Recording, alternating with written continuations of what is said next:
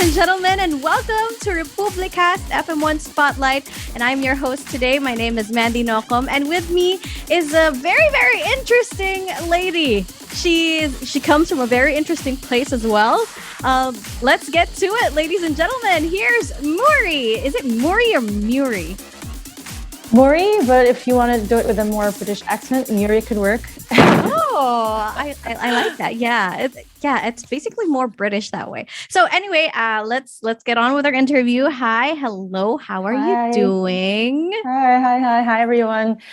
I'm doing great. Doing great. Summer has just ended here in Europe, so I'm just getting over my summer vibes, but doing really well here all the way in Paris. So yeah, it's nice to be talking across the airwaves back to home. So I'm really happy to be on the show.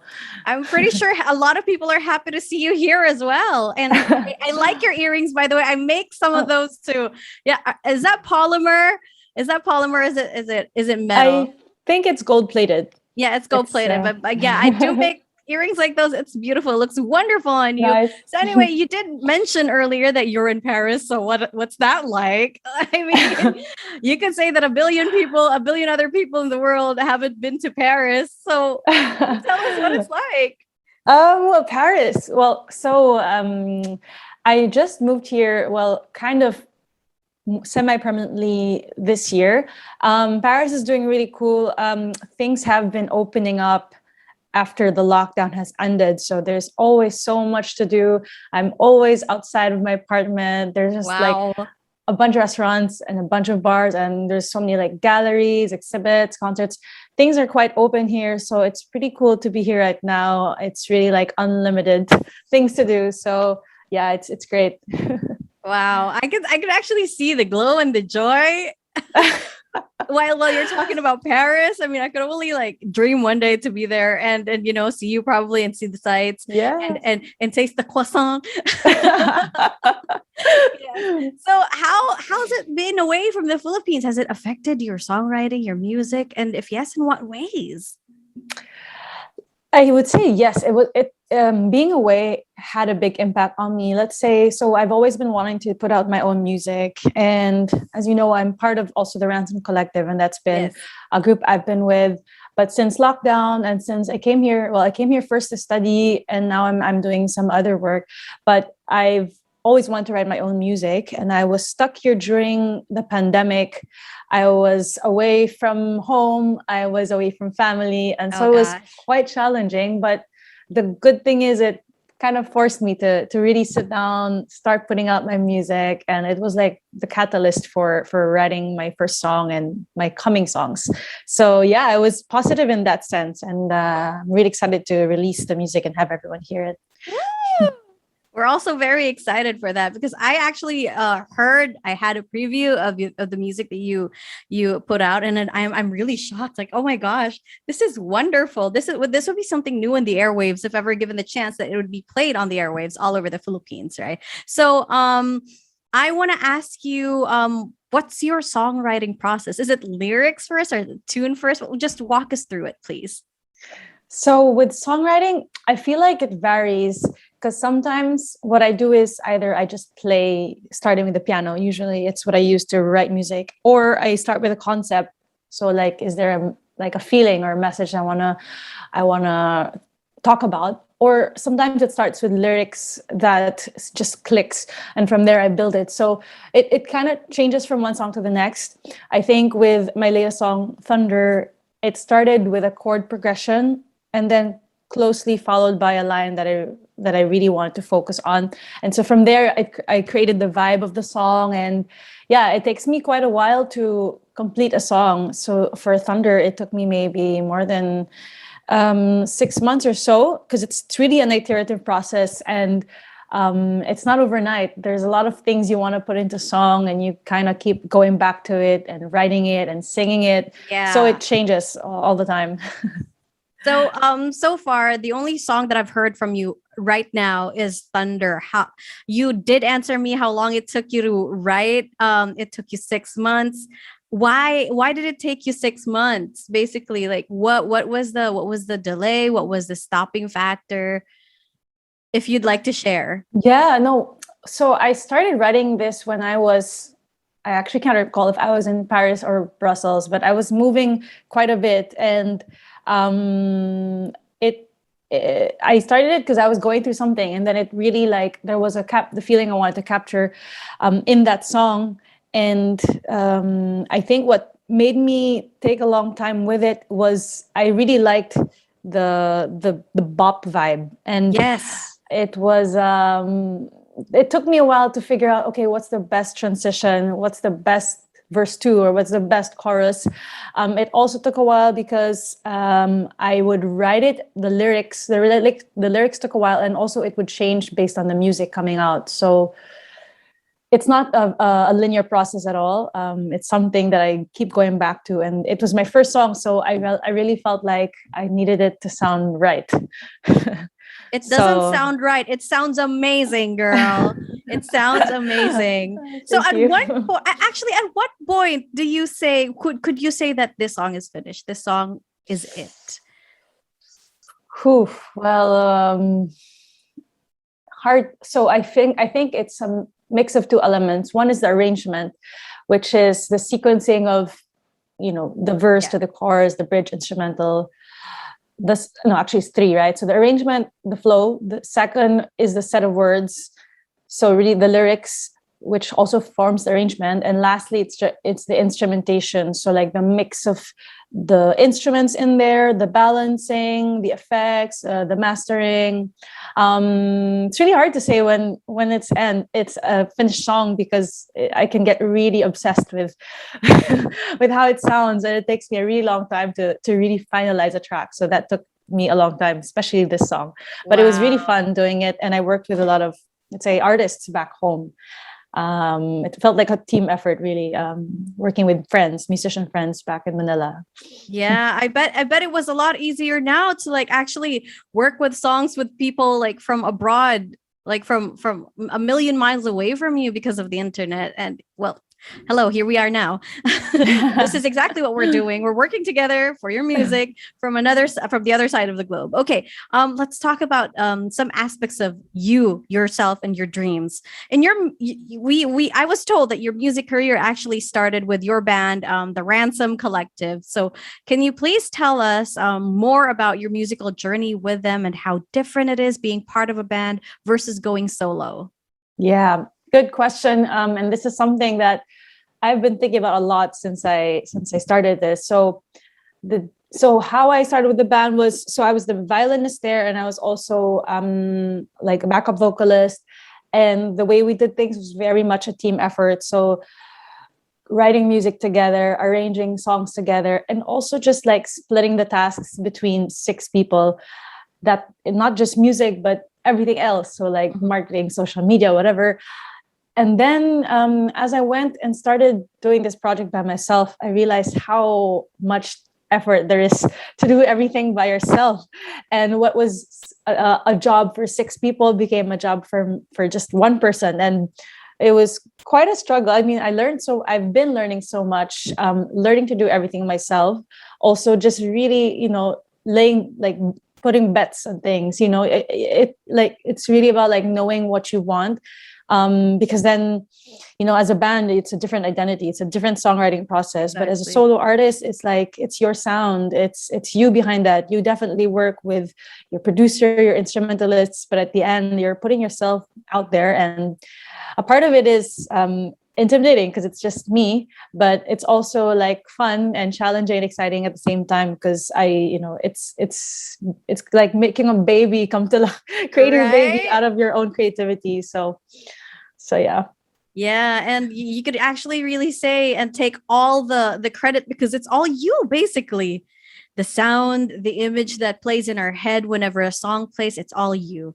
So that's wonderful. That's wonderful. And we were told, a little birdie told us that you moved to Paris to pursue your studies. So I just really want to know, how is that like? Like, how did that change things for you as an artist?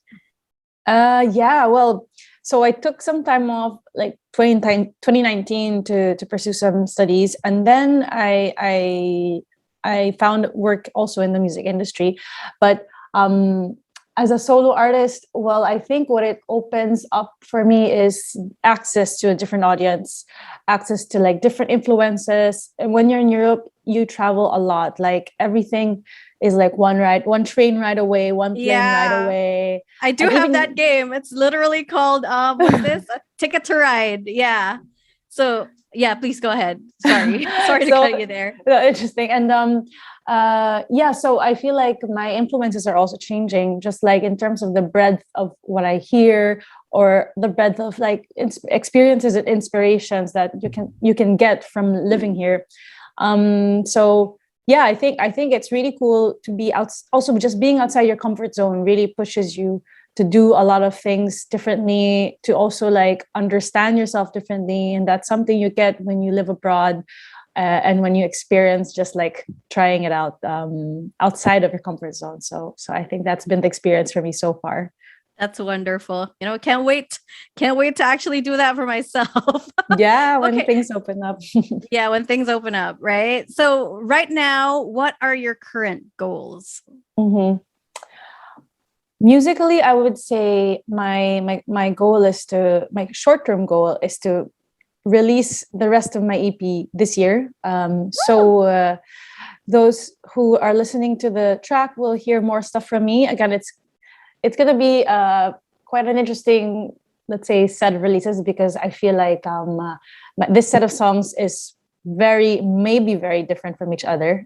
I'll let you guys decide. And yeah, so that is a short-term goal, and I'm actually really excited to already start writing my next songs, because this process has taken quite a while, and I actually have new content I want to put out. So this is just the start for me, and I do want to release more music. And yeah, I guess I just want to like connect with more listeners back home, and maybe long term, find a way to bridge an audience here in Europe, get into the music scene here in Paris. It's all like wishes that I'm hoping to work towards. So yeah. Now that it's all out there, it's going to happen for you, girl. I can see it. I can Fingers see crossed. it. Claim it. Manifest. So now that we've talked about your small term goals, what are your biggest goals? Like what's the dream for Muri? Oh, well, I would love to be able to, let's say, to do like a Euro tour of sorts, or some like more international hopping of one city to another. I think that would be really cool, just to like get my name more known as well here in Europe. I think it's super cool to be able to collaborate with artists as well. And hopefully that can be done, because once you're in Europe, it's really much easier to connect with different artists. So I guess that would be one of my big goals as well, to try to get an audience here and try to perform in different cities. But also, I Philippines is still home, and for me, that's where my music, I think, my listeners are at the moment. So I really want to be able to, again, play concerts there, collaborate with other artists, as I've already been doing with other musicians. And yeah, those are already big goals for me. So let's say that's kind of like what I'm hoping to get in the long run. Yay. That's wonderful. Now let's talk about your worst nightmare. What is your worst nightmare? Worst nightmare. Oh, I try to forget these things. No, but it's I'm okay. so sorry to bring it up. I think some of the worst nightmares I've had that I can remember would just be like being stuck in a place where it's like the same scenery, and it's the same, like being in a claustrophobic place where you're running and you can't get out, and there's no escape room, and it seems like there's no way out, and it's just like the same. What you see is like the same throughout, like a horizon of the same pattern, and just being stuck. So I don't know why this is an image that sticks to me, but I guess it's kind of like being constrained, being restricted to one place or one set of reality. I think that might be the worst nightmare that I can recall at the moment. Just being Wow. limited. Yeah. That speaks a lot. And would you actually write songs about your nightmares? I wouldn't say I would write about them, but I would maybe write the feelings that cause them. So if I had negative feelings about something, or just feel really low, or feel like disappointed or sad, like those emotions kind of I used to channel into songwriting. And I think there's a tendency for, like, I think my songwriting to have a sad tone, a sad undertone, or some element of negativity that sparks it. So the song isn't always about negativity, but there's always this element that maybe is a part of it or a cause for writing that song, even if the message isn't about negativity. So yeah, I think challenges and roadblocks are actually good contributors to songwriting, even if you don't want to go through them. That's true. That's true. That is right. One of the reasons why I ask you these things. Let's talk about the things that makes you smile. Things that make me smile. I think, well, just the feeling of the limitless experiences one person can have. So I think the things that make me smile nowadays are just like, first being out here in a place where you can define stuff for yourself, trying new things, meeting new people, learning new things about yourself that you didn't know. So sometimes I can make you sad, but sometimes also it's like, okay, achievement. I know myself better and I know how to handle stuff better. And also just like thoughts about home, like knowing that no matter what I'm doing, I know I have like a steady support group, a steady place. I can connect to my roots. So yeah, these are the things that keep me going. That's amazing. What are your pet peeves? Pet peeves. It's interesting because it would change from one place to another. Now my pet peeves are about the people that I'm meeting here. Like my pet peeve. Okay, I won't go into too much detail, but let's just say like Filipino culture is quite different from, let's say, French culture. And so again, it's all about stereotypes, right? But it's my pet peeves right now are just adjusting to the differences in culture, like things that I can't understand because of cultural barriers or language barriers. So I'm still learning French and it's still a work in progress, but I do interact a lot with the people here. So things that I don't understand that are lost in translation are one of the pet peeves I have. Could you speak a little French already? Like even the basics? Oui, je parle français un peu, mais je ne suis géniale à parler français. Honestly, I'm not really 100% sure about my French. But I think you actually got the accent down already. So I think the lady at the baguette store would actually give you a discount one of these days. I give me a free croissant. Yeah, I do hope. Let's talk more about your music. So can you tell us the story or experiences that you want your future album to feel or sound like? So I'll be launching my EP, and I think what connects the different songs together is an element of, I think, introspection.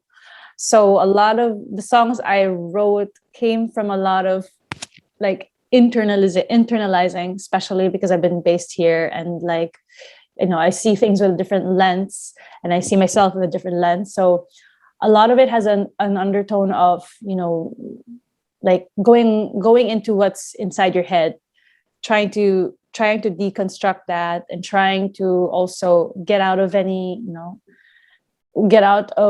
the negativities you have as a person, and as the things you hear a lot of things in your head that sometimes you don't want to hear or you think they're wrong. And so like, yeah, just like translating those feelings of, okay, this is what's going on, but this is not really what it is.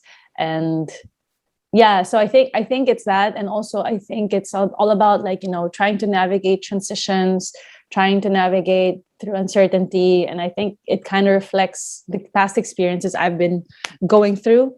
So yeah, those are the key elements that's going to come out of the songs. And I think musically,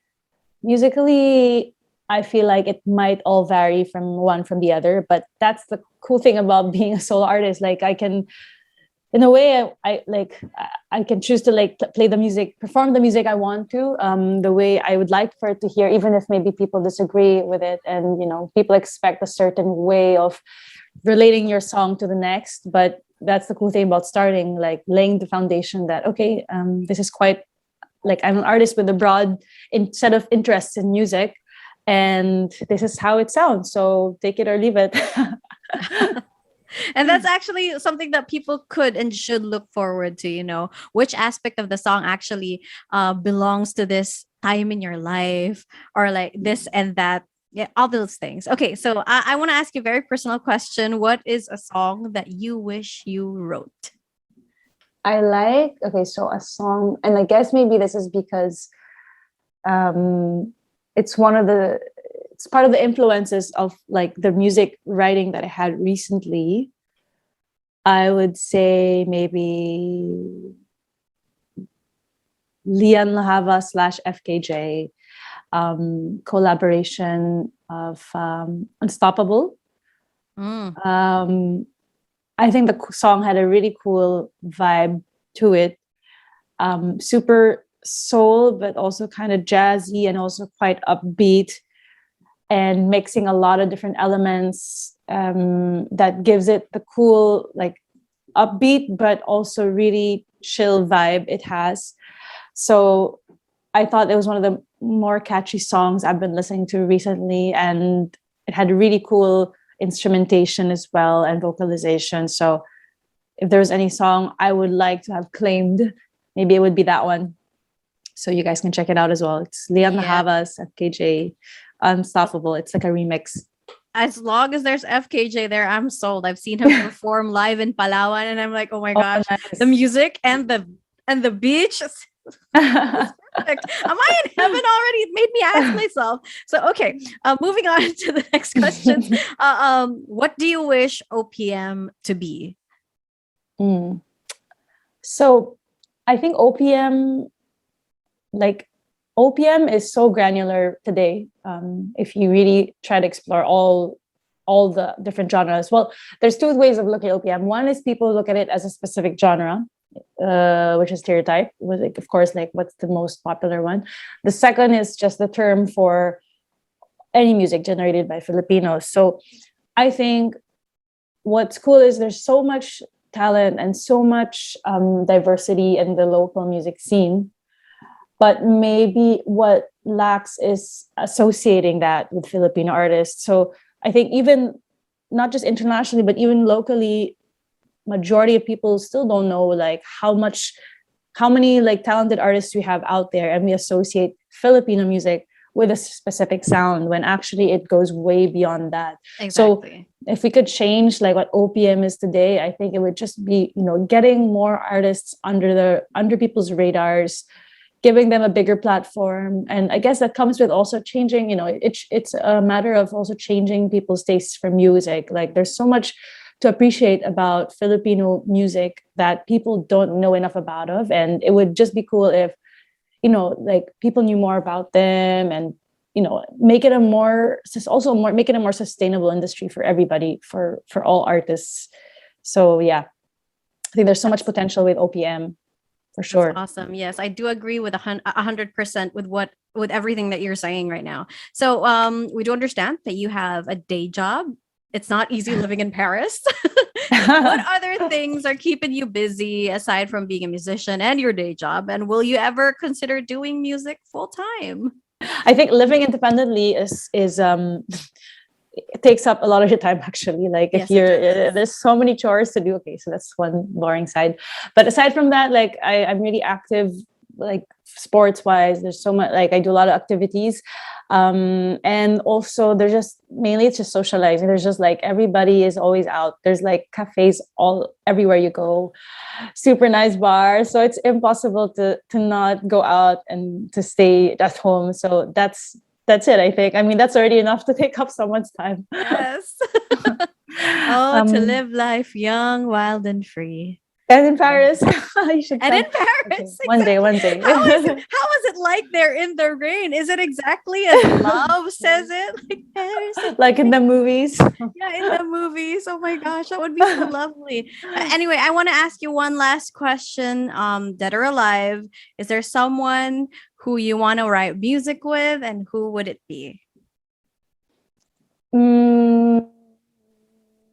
who would I write music with?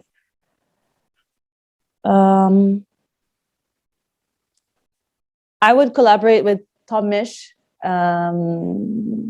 because I think he's got cool vibes to his music, but also like he has a lot of, huh? The dude does have cool Yeah, he's really good. He's really good with the vibes. And also like he plays the instrument that I don't really know so well. So like guitar is, I think, his forte, and I think we could do some sort of collab, and that would be super cool, just to like figure out what of our two sets of styles could create and come together and form. So yeah, it would be super cool to do a collab if I could with Tomish. Wow, that's amazing. That's actually so interesting because you're a violinist and you're saying that you're not that great with guitars. I can play the basic riffs. I mean, I know basic stuff, but I can't do like all the complex like finger movements and the strum. So I also like used to watch August Rush, which was like, oh yes, the kid. Yeah. The kid with the guitar. So it's like, I think guitar is a really fun, versatile instrument, and it's not something I know well to do. So I'd love to collaborate on that. Wow. It's so nice talking to you today, Muri. Thank you so much for taking the time out of your beautiful, busy Parisian days. So thank you. Please do invite everyone to listen to your music and to listen here on Republika FM1. Thank you, Mandy. And thank you, everyone, for tuning in here on Republika. And I would love for you guys to check out my stuff. You can find it on all streaming platforms, Spotify, Deezer, Apple, and I'm also on YouTube. I just put out my first single, Thunder, so you can listen to it. And you can also check out my first music video, which is on YouTube. And I would love to hear back from you guys. So leave a comment, like, share, subscribe. Would love to hear more from everyone. All right. There you have it, ladies and gentlemen. Muri, all the way from Paris. Thank you so much for giving us the time. Please do check out this episode every now and then, because we could actually be playing Muri's music on the radio, and you wouldn't know the backstory of everything that she wrote in there. So this is a good video to look back to and refer to that. Thank you so much to the Philippine Broadcasting Service for this wonderful interview arranged. And thank you so much, Miss Tony, Miss Joey, and everyone in the FM1, Republika FM1 online team who are making sure that our episodes of Republicast look fine and dandy. So please do follow the page, and we'll see you soon. Bye! Bye. Shout out to Team Manila, available online through dailygrindstore.com, Team Manila Shopee, and Lazada stores. Microphones on and cameras set. We've heard their sound, and now it's time for us to ask around. FM1 Spotlight on Republicast, exclusively on FM1.